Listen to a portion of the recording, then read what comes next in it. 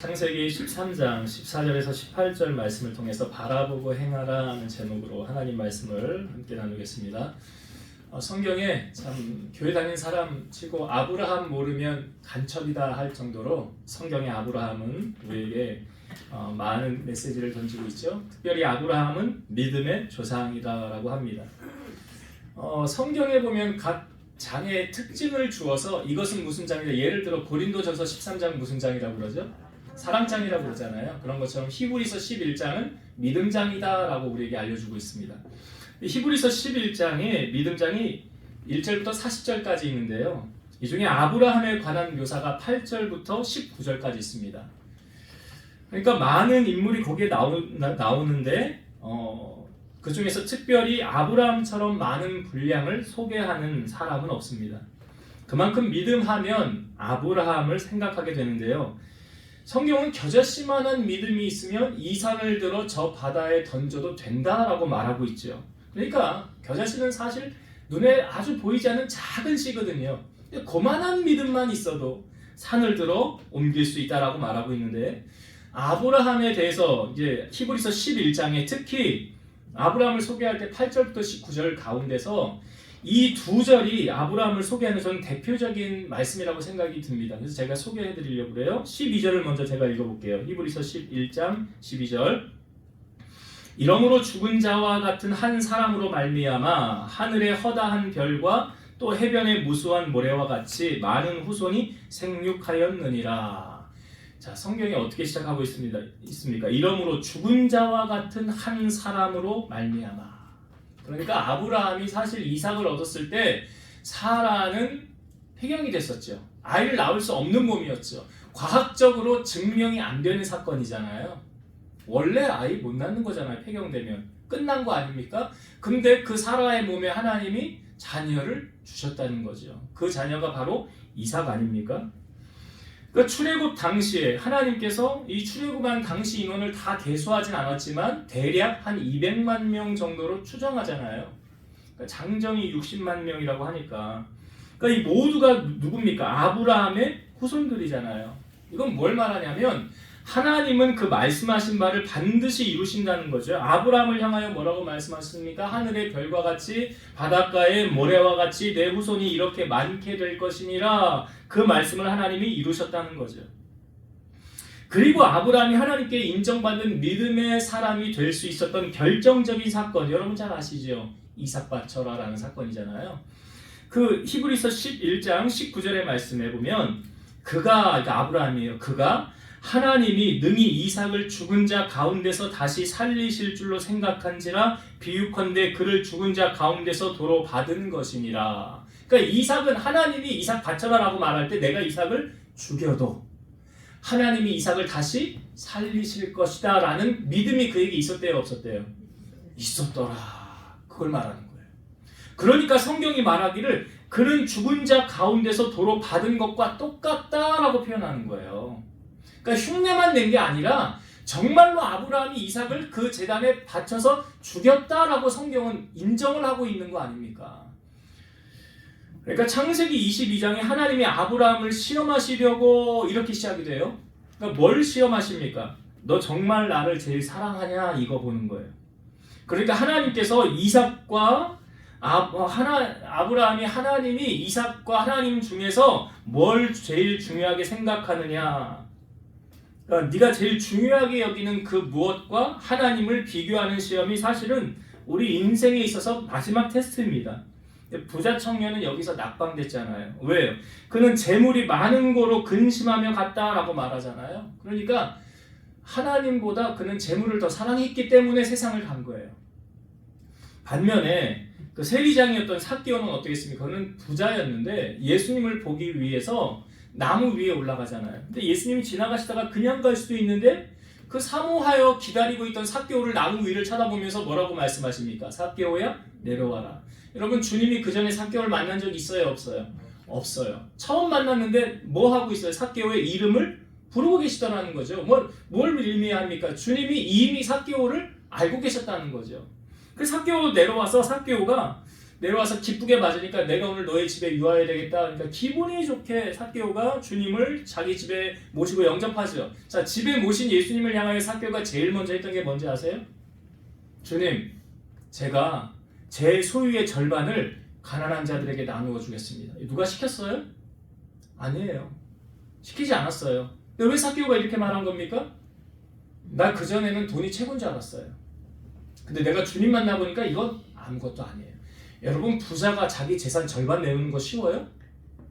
쉽지 않아요. 많으면 많을수록, 우리가 그런 얘기하잖아요. 11조가 왜 크면 클수록 하기가 힘들다고 그러잖아요. 사실은 많이 하면 많이 할수록 좋은 건데 내게 있는 것이 더 많은 거니까. 근데 이 부자가 자기 재산 절반 내는 거 그거 쉬운 일 아닙니다. 네? 가난한 자를 위해 내어놓겠다는 거예요. 그래서 하나님은 우리에게 하나님과 재물을 겸하여 섬길 수 없다라고 말씀하시면서 한 사람이 두 주인을 섬길 수 없느니라. 그러니까 재물을 가장 중요하게 여기는 이 부자 청년에게 있어서는 거기서 낙방이 된 거고, 아브라함처럼, 아브라함은 재산이 중요한 게 아니잖아요. 100세 얻은 아들 이삭이 가장 중요하지 않습니까? 자기 피부치 혈육이 가장 귀하게 여기는 거잖아요. 그러니까 하나님께서 아브라함에게 이 테스트를 한 거 아닙니까? 10계명의 첫 번째 계명이 뭔지 아시죠? 나 외에 다른 신을 내게 두지 말라. 그러면서 10계명을 설명할 때 하나님은 나 여호와 너의 하나님은 질투하는 하나님이신즉 나를 사랑하고 내 계명을 지키는 자에게는 천대까지 은혜를 베푸느니라 라고 말씀하셨어요. 그래서 우리가 하나님 사랑하되 신명기 6장 5절 너는 마음을 다하고 뜻을 다하고 힘을 다하여 내 하나님 여호와를 사랑하라. 여러분이 하나님 앞에서 이런 고백을 하면 모든 시험에서 통과한 거예요. 나는 하나님을 제일 사랑합니다. 그 어떤 것보다도요. 나는 하나님보다 더 귀한 것이 없어요. 나는 하나님이 제일 귀합니다. 여러분, 이것이 확정이 되어지고 나면 하나님은 우리를 테스트하지 않으십니다. 그러니까 문제는 뭐냐면 내가 하나님보다 더 마음을 두는 것이 있으니까 하나님이 계속 바라보시는 거 아니겠어요?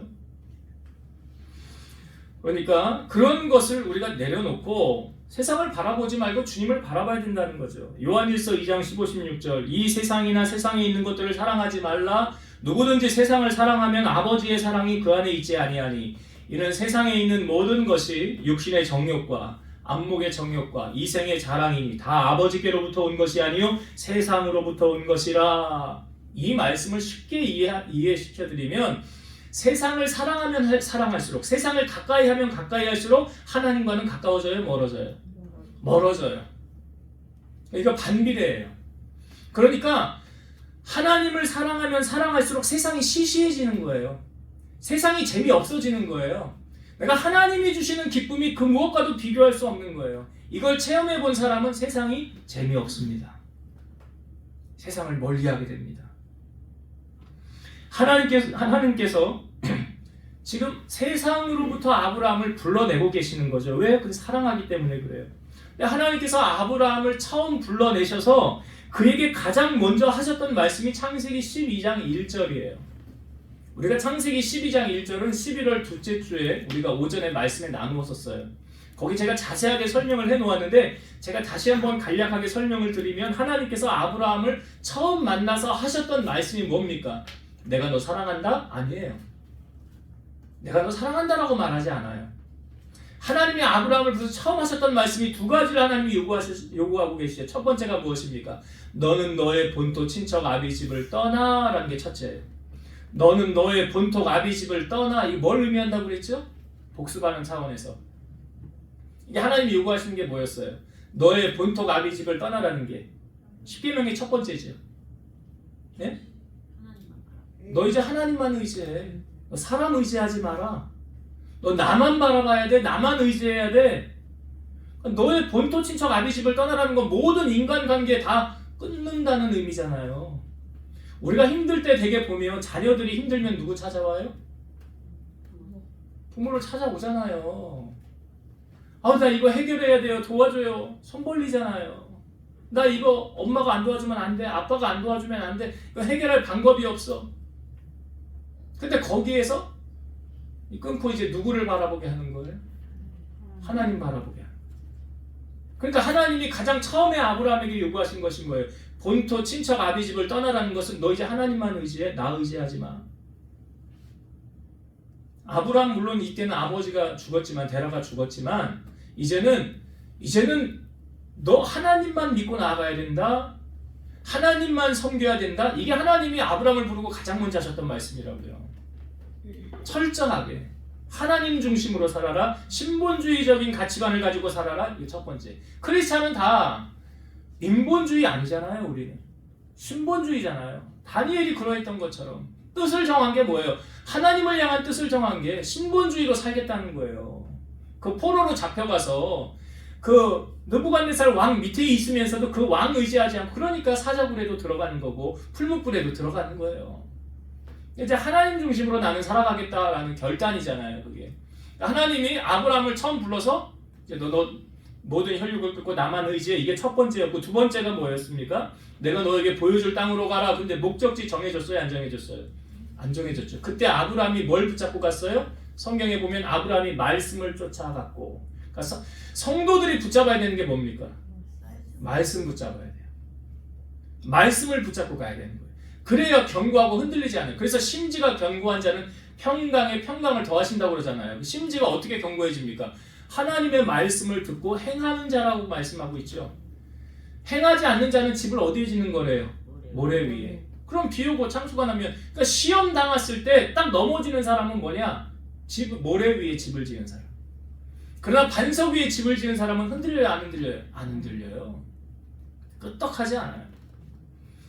그러니까 하나님께서 지금 이 두 가지를 아브라함에게 요구를 하셨습니다. 그런데 여러분, 아브라함이 하나님의 말씀에 100% 전적으로 순종했습니까? 안 했습니까? 너는 너의 본토 친척 아비 집을 떠나 내가 너의 보여줄 땅으로 가라. 자, 순종했어요? 안 했어요? 안 했지요. 어떤 게 걸려 있습니까? 조카 롯을 데리고 왔잖아요. 그러니까 아브라함의 아버지 데라가 갈대아 우르에서 나와서 하란에서 데라는 죽어요. 근데 누구를 데리고 나왔냐면 아브라함하고 아브라함의 아내 사레하고 그 다음에 조카 롯을 데리고 왔어요. 데라는 죽었어요. 이제 몇 명 남았어요? 3명 남은 거예요. 아브라함하고 사레하고 롯하고 남은 거예요. 근데 하나님이 본토 친척 아비집을 떠나라고 그랬잖아요. 그러면 자기 혈육 롯을 어떻게 해야 돼요? 버려야 돼. 버려요. 갈라서 하는 거예요. 홀로서기 하는 거예요.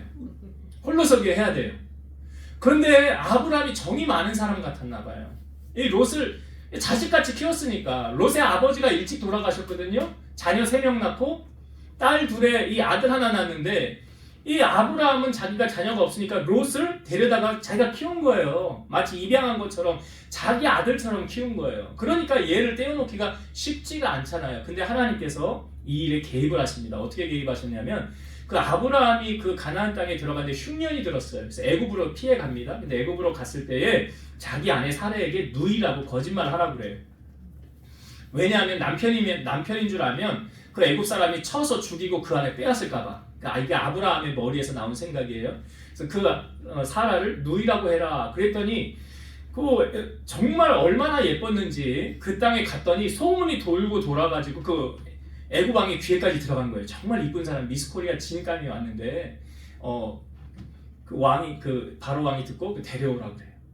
자기가 아내를 삼으려고 그럽니다. 왜? 아브라함이 누이라고 했으니까. 근데 하나님이 개입하셔서 어떻게 하냐면 이 바로에게 너 함부로 사라에게 하지 말라.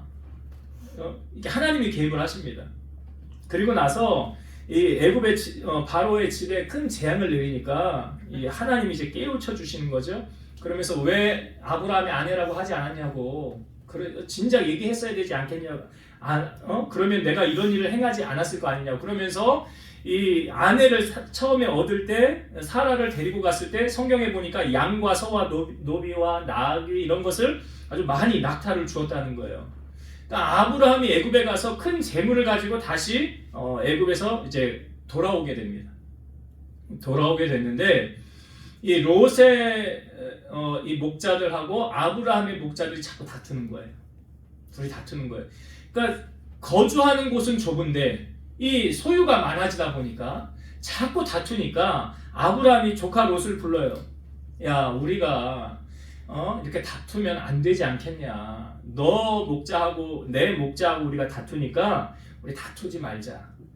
다투지 말고 우리 이제 여기서 이제 갈라서야 되겠다. 네가 오른쪽으로 가면 내가 왼쪽으로 가고 네가 왼쪽으로 가면 내가 오른쪽으로 갈게 하고 아브라함이 조카 롯에게 먼저 선택권을 줍니다. 저는 여기서 아브라함이 참 사랑이 많은 사람이다라는 것이 느껴져요. 사랑이 많은 사람이다. 왜냐하면 여러분 어떤 일을 선택함에 있어서 대개 보면 누가 먼저 선택을 합니까? 위에 사람이 먼저 선택을 하잖아요. 그러니까 여기에서 아브라함이 어떤 원리를 적용하냐면 힘의 원리를 적용하지 않고 사랑의 원리를 적용하고 있다라는 걸 보여주고 있죠. 아브라함은 조카 롯에게 어떤 대상입니까? 큰아빠예요. 큰아빠니까 이제 우리가 갈라서야 되니까 야, 롯 일로 와봐. 우리 이제 싸워서 안 되겠다. 우리가 갈라서야 되겠는데 내가 지금까지 너 먹여 살렸지. 너 나 아니었으면 너 어떻게 됐겠냐. 내 힘으로 너 여기까지 왔고 너 부유해졌잖아. 그러니까 내가 먼저 선택을 하면 너는 다른 쪽으로 가. 이게 보통 힘의 원리를 적용해서 사람들이 하는, 세상 사람들이 하는 원리예요. 그러니까 세상은 어떤 원리로 돌아갑니까? 힘의 원리로 돌아가요. 높은 사람이 말 한마디 하면 그냥 끝나는 거예요. 군대에서는 사단장이 말 한마디 하면 밑으로 그냥 쫙 그렇게 해야 돼. 세상은 그렇게 돌아가고 있어요. 교회도 그렇습니까? 아니, 교회는 그렇게 가면 안 돼요. 교회 그렇게 가면 타락하는 거예요. 교회는 세상을 따라가면 안 되는 거예요. 교회는 사랑의 원리로 가야 되는 게 맞는 거죠. 그래서 아브라함이 지금 조카 롯에게 선택권을 먼저 주었다는 것은 힘의 논리가 아닌 사랑의 논리로 접근하고 있다는 것을 우리에게 보여주고 있는 거죠. 반면에 이 말을 들은 조카 롯은 어떠했습니까? 롯은 이제 큰아빠가 이렇게 나에게 말했으니까 이렇게 나는 반응이 나올 줄 알았어요. 아유, 큰아빠 무슨 말씀이세요? 저를 지금까지 키워주고 먹여주고 입혀주고 나를 지금까지 돌봐주었는데 말이 안 되지요. 저는 먼저 선택하지 않을게요. 큰아빠 먼저 선택하시고 나머지를 제가 선택하겠습니다. 이럴 줄 알았거든요. 근데 조카 롯이 어떻게 합니까? 눈을 들어보니까 저기 소돔 땅이 멸망하기 전에 여호와의 동산 같았더라 하면서 큰아빠 나 저기 좋은 땅 있죠. 저기 물도 흐르고 저기 번성한 저기 소돔 땅 내가 그리로 갈게요. 저는 설교 준비하면서 이 롯을 보면서 정말 싸가지가 없구나. 자식처럼 데려다가 키웠는데 이래서 머리 검은 짐승 키우지 말라고 하는가? 여러분, 세상 사람들은요 자기가 필요하면 뭐든 하죠. 사람을 만나도 자기 필요에 의해 만나죠. 손해보는 일은 하나도 하지 않으려고 합니다. 이 롯을 보면 전형적인 속물이에요. 달면 삼키고 쓰면 뱉는 그런 롯이었어요. 이제 롯이 자기가 그 땅 선택한다고 떠나갑니다. 자기 소유를 데리고 다 가요. 나중에 이제 롯이 그 소돔 땅이 다 멸망을 당하지만 롯이 떠나간 다음에 아브라함이 여러분 아브라함이 잘했어요? 잘못했어요? 지금 이제 갈라서는 것까지 하나님 말씀대로 한 거잖아요. 본토 친척 아비 집을 떠나 잘했잖아요. 근데 롯이 가고 난 다음에 자기가 남아있는 그 모습 상황을 보니까 좀 힘이 빠지는 거예요. 근데 하나님의 입장에서 보니까 아브라함이 잘했습니까? 잘못했습니까? 잘했다는 걸 우리가 이거 어떻게 알 수 있냐? 자, 14절의 말씀 보세요. 아브라함이 잘했느냐 잘못했느냐 14절에 답이 나오잖아요. 자, 14절을 한번 제가 읽어볼게요. 롯이 아브라함을 떠난 후에 여호와께서 아브라함에게 이르시되 너는 눈을 들어 너 있는 곳에서 북쪽과 남쪽 그리고 동쪽과 서쪽을 바라보라. 자, 여기 말씀 보면 하나님께서 아브라함이 참 잘했다라고 알 수 있는 게 어떻게 알 수 있을까요? 어떻게 알 수 있습니까? 생각을 하셔야 돼요. 아니 여기 아브라함이 잘했다고 하나님이 말씀 안 하셨는데 그런 말씀 없는데 아브라함이 잘했나? 라는 것을 우리가 알 수 있는 게 뭡니까? 하나님이 아브라함에게 나타나셔서 말씀하고 계시다는 거죠. 너 내가 보니까 일을 지혜롭게 참 잘 처리했더라. 잘했다. 이제 내가 너에게 상을 베풀어 줄게 하면서 하시는 말씀. 그러니까 하나님께서 지금 아브라함에게 나타나셨다는 것은 그가 잘했다는 거잖아요. 하나님 우리 언제 만나주세요? 나를 간절히 찾을 때 내가 뭐 하나님 앞에 정말 성실하게 열심히 충성하고 헌신했을 때 그때 나를 찾아와서 내게 말씀하시고 내게 위로하지 않습니까? 그렇잖아요. 내가 범죄하고 악을 행하고 세상을 즐거워하고 나아갈 때 하나님이 그때 나타나셔서 그때 하나님이 말씀하시는 경우는 별로 없잖아요. 특별한 케이스 말고 뭐 요나가 잘못 갔을 때 하나님이 벌져가지고 너 글로 가면 안 돼 뭐 말씀하셨던. 아무튼 아브라함이 지금 잘한 거예요. 하나님 보시기에 이제 너 정말 이제 말씀대로 행하는구나 그것을 보여주시고 하나님께서 아브라함에게 이제 복 주시려고 하실 때 두 가지를 요구하십니다. 첫 번째 하나님이 아브라함에게 요구하시는 것이 14절의 말씀을 제가 다시 한번 볼게요. 하나님 뭐라고 아브라함에게 말씀하시느냐? 롯이 아브라함을 떠난 후에 여호와께서 아브라함에게 이르시되 너는 눈을 들어 너 있는 곳에서 북쪽과 남쪽 그리고 동쪽과 서쪽을 바라보라. 하나님이 아브라함에게 뭐 하라고 말씀하십니까? 마지막 단어 바라보라. 동서남북을 바라보라. 이 바라보라라는 건 뭘 의미하냐면 꿈을 가져라. 꿈을 가지라는 거예요. 비전을 가지라는 거예요. 여러분 꿈꾸지 않은 것은 일어나지 않습니다.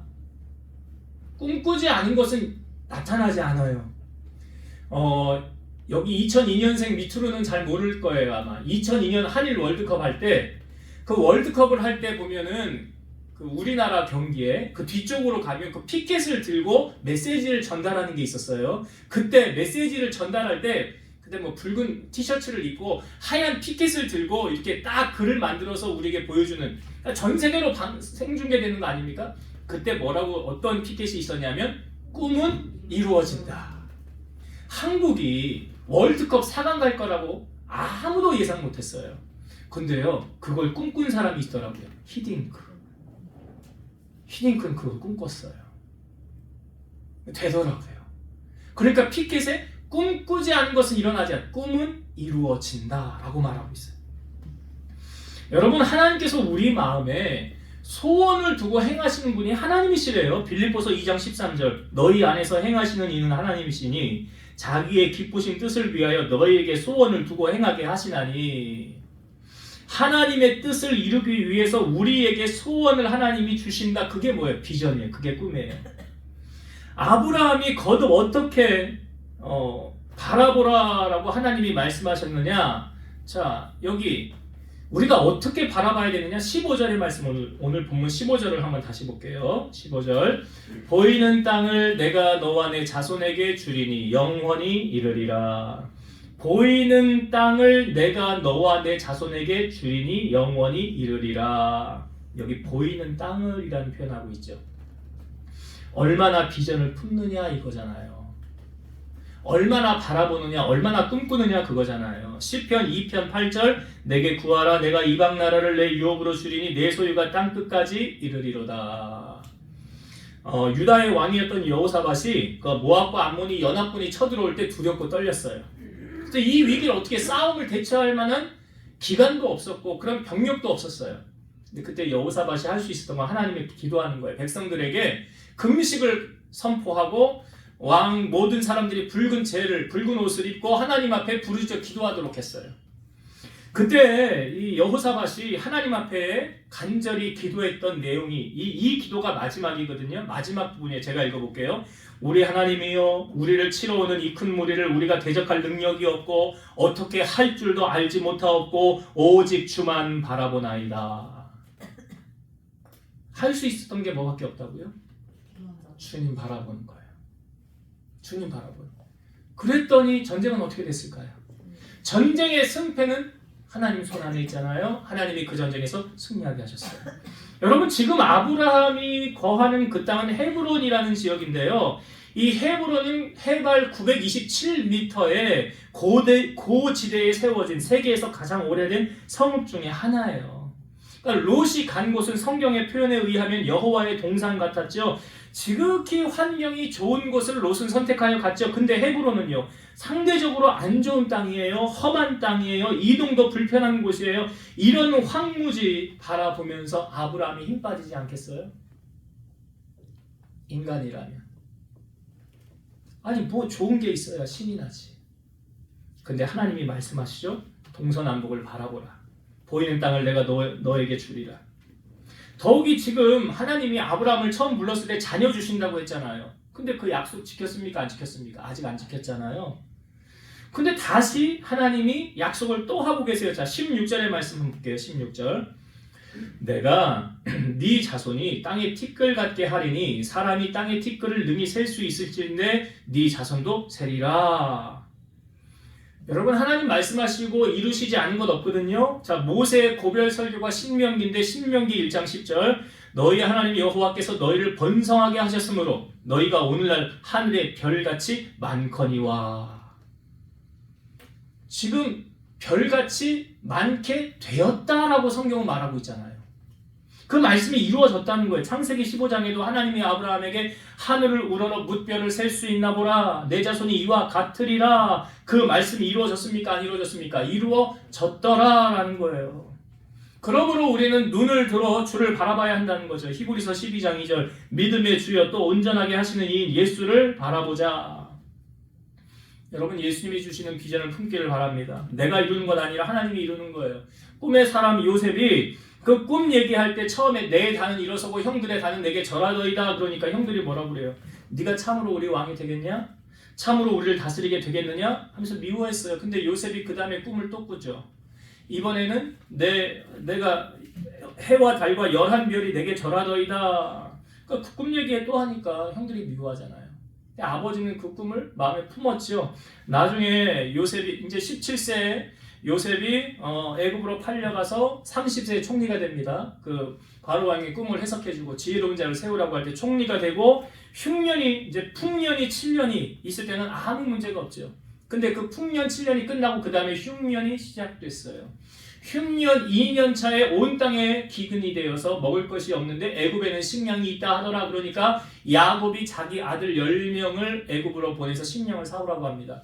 그 요셉의 형 10명이 요셉 앞에, 요셉이 총리로 있으니까 분장을 하고 있으니까 또 언어가 다르니까 전혀 요셉이라고 생각하지 못했잖아요. 근데 형들이 딱 왔을 때 요셉은 딱 보고 알았죠. 형들이 왔구나. 이게 몇 년 만이면 22년 만이에요. 22년 만에 요셉이 총리로 있고 형들이 와서 절을 할 때에 성경 창세기 42장 9절 요셉이 그들에게 대하여 꾼 꿈을 생각하고 그랬어요. 요셉이 꾼 꿈이 22년 만에 이루어졌어요? 안 이루어졌어요? 이루어졌더라. 여러분, 꿈꾸지 않은 것은 이루어지지 않는다는 거예요. 그래서 하나님께서 주신 꿈은 반드시 이루어진다라는 거죠. 그래서 오늘 여러분 아브라함을 통하여 우리에게 말씀하십니다. 바라보라라는 건 뭐 하라는 거라요? 꿈꾸라. 꿈꾸세요. 큰 꿈을 꾸세요. 큰 비전을 가지세요. 이런 꿈꾸는 여러분 되시기 바랍니다. 두 번째로 하나님이 아브라함에게 요구하신 것이 있어요. 자, 17절의 말씀을 봅시다. 17절. 너는 일어나 그 땅을 종과 횡으로 두루 다녀보라. 내가 그것을 내게 주리라. 이게 무슨 말입니까? 꿈을 꾸었으면 그것을 이루도록 뭐 하라는 거예요? 노력해라.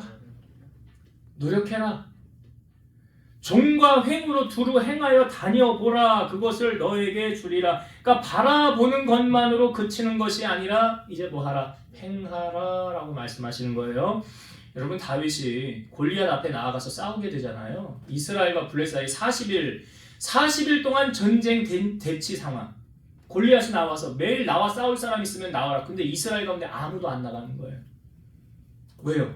골리앗과 싸우다가 죽을까 봐. 근데 다윗이 아버지 심부름으로 전쟁터에 나아가게 됐는데 골리앗이 나와 저주하는 소리를 듣고 왜 나가서 싸우지 않냐 그래요. 그 소문이 돌아와 사울 왕이 귀에까지 들어갔더니 그 용기 있는 사람 데려와 봐라 그랬더니 다윗이죠.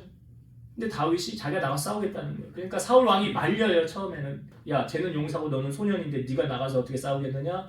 그때 다윗이 이렇게 말합니다. 제가 양을 칠 때요, 사자나 곰이 와서 양을 빼앗아가면 내가 그것을 가서 치고 사자 수염을 잡고 양을 빼앗아 왔습니다 라고 말해요. 여러분, 다윗이 이 양을 칠 때 여기에서 연마하지 않았으면 골리앗 앞에 나아갈 수 있었을까요? 없었을까요? 없죠. 거기서 다윗은 준비가 되었다는 거예요.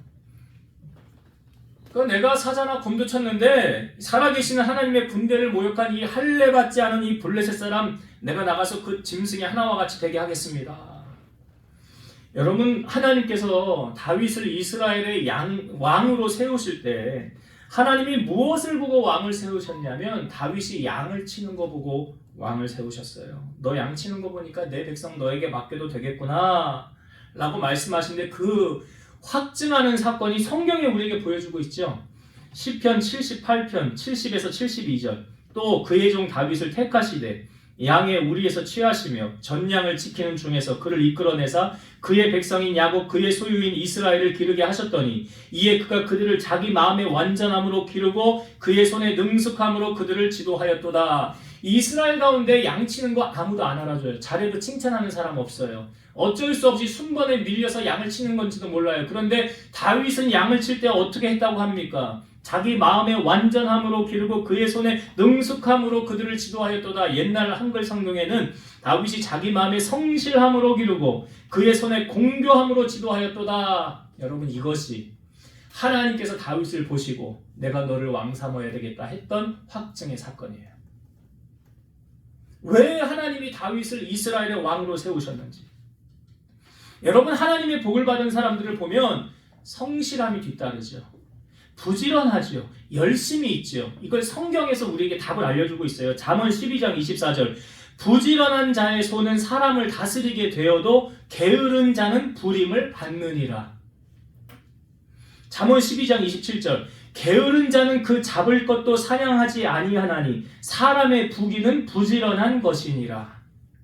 아무것도 하지 않고 말만 하는 사람, 게으른 사람, 뭘 얻으려고 할 생각을 하지 말라라는 거죠. 성경은 그렇게 말하고 있어요.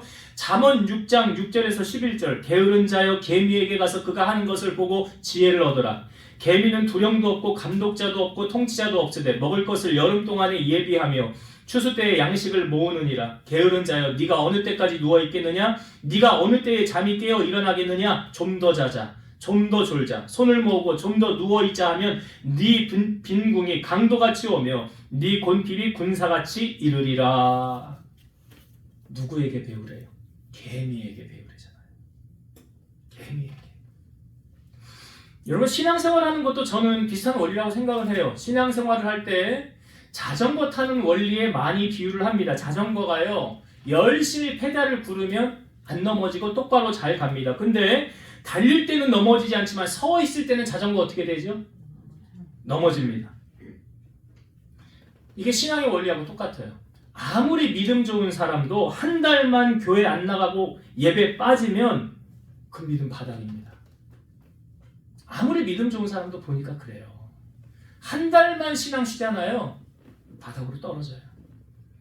로마서 12장 11절 부지런하여 게으르지 말고 열심을 품고 주를 섬겨라. 사도 바울은 주님의 부름을 받고 복음을 전할 때 어떤 마음의 자세로 전했느냐? 나의 달려갈 길과 주 예수께 받은 사명 곧 하나님의 은혜의 복음을 전하는 일을 마치려 하면 나의 생명조차 조금도 귀한 것으로 여기지 아니하노라. 그 사도 바울이 쓴 서신 가운데 마지막으로 쓴 게 디모데 후서거든요. 디모데 후서 4장 7절에서 8절 나는 선한 싸움을 싸우고 나의 달려갈 길을 마치고 믿음을 지켰으니 이제 후로는 나를 위하여 의의 면류관이 예비되었으므로 주 곧 의로우신 재판장이 그날에 내게 주실 것이며 내게만 아니라 주의 나타나심을 사모하는 모든 자에게 도니라.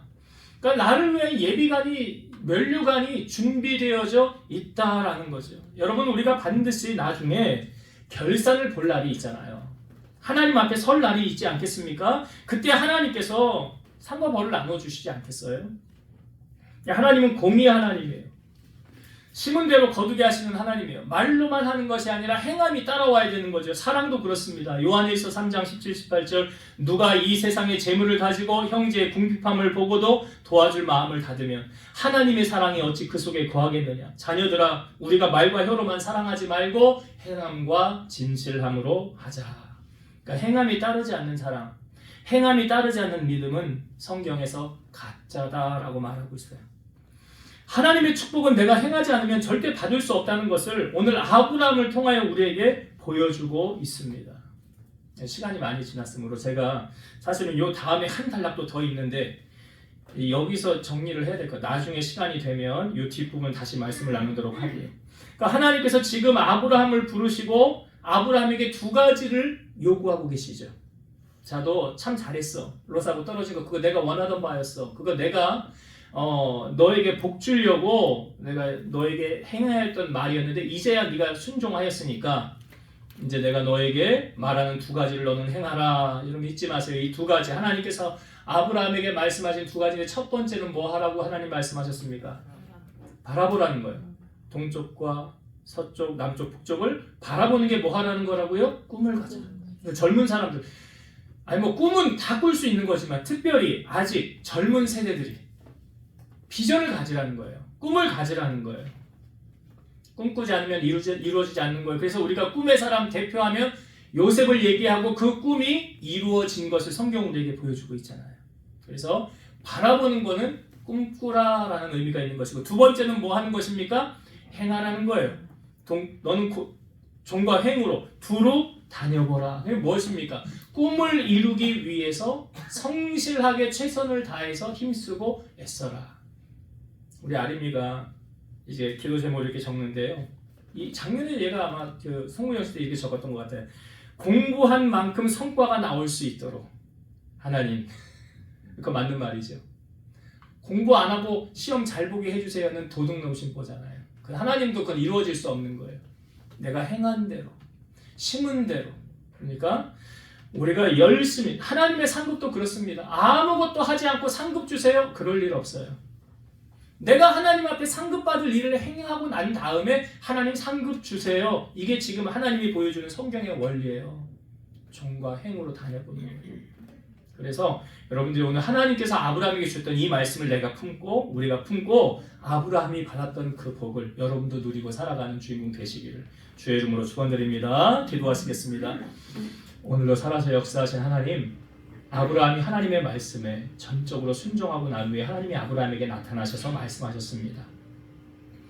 이제 하나님께서 아브라함의 복을 주시려고 동서남북을 바라보라라고 말씀하셨습니다. 우리도 오늘 이 땅을 살아감에 있어서 비전의 사람 되게 하시고 꿈의 사람 되게 하셔서 요셉이 꿈꾼 것 이루셨던 것처럼 우리 마음에 소원을 두시고 행하시는 하나님의 비전과 꿈을 가지고 그것을 성취하며 영광 올려드리는 우리 성도들 되게 하옵소서. 또한 그 꿈을 이루기 위해서 종과 횡으로 행하라라고 말씀하셨으니 말로만 행하는 것이 아니라 행함과 진실함이 따르는 사랑, 그 믿음, 하나님 앞에서의 성실과 열심을 가지고 주님을 섬기며 나아가는 우리 성도들 다 되게 하여 주옵소서. 예수님 이름으로 기도드리옵나이다. 아멘.